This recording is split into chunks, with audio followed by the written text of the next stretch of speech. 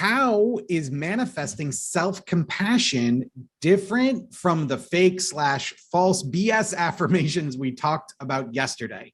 How do you not force self-compassion? By only saying the things that you believe. So we teach something inside the path called ladder thinking. And I can go into it a little bit right now, but what it is usually when we're trying to force ourselves, again, that force word instead of power, when we're trying to force ourselves to think something different, we do what's called jump to the top ring of the ladder. So if we try to be like, okay, so the thought in your head is, you're so stupid. Why did you do that? I can't believe you. Right. And you're like, oh, I'm going to have self-compassion. You're like, okay, you're not stupid. You're fine. Everything's good.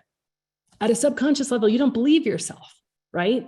And so actually that's too high of a rung on the ladder. If you think of every rung on the ladder, like a level of thinking that's different from what you're thinking now, sometimes you have to say something like, oh, I do feel stupid about last night, but I know that there's a lot to be learned here.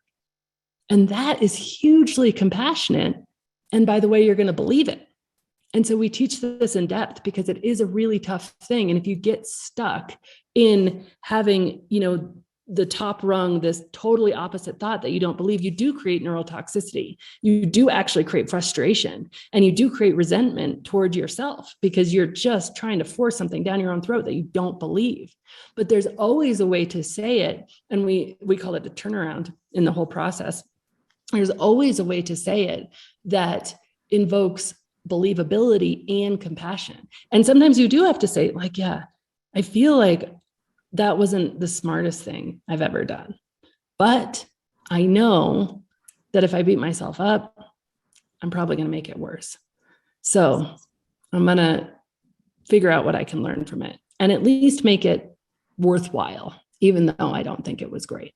We're not asking you to go from, oh, you're so dumb to, oh, you're so smart. Good for you for drinking last night. Like that's just totally not the right approach.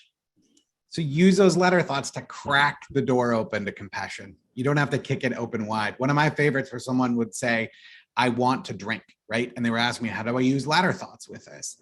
And obviously the exact opposite of that would be, I don't want to drink, but they don't believe that, right? They believe they want to drink. And so even saying something to as simple as I'm open to not drinking, or I'm learning how not to drink, or I've seen other people don't drink, so maybe that's possible for me. Whatever little bit you can, we want to try to go as high on the ladder as we can, that we still believe it. But that helps crack that door open, which can make all the difference in giving yourself even a little bit of compassion.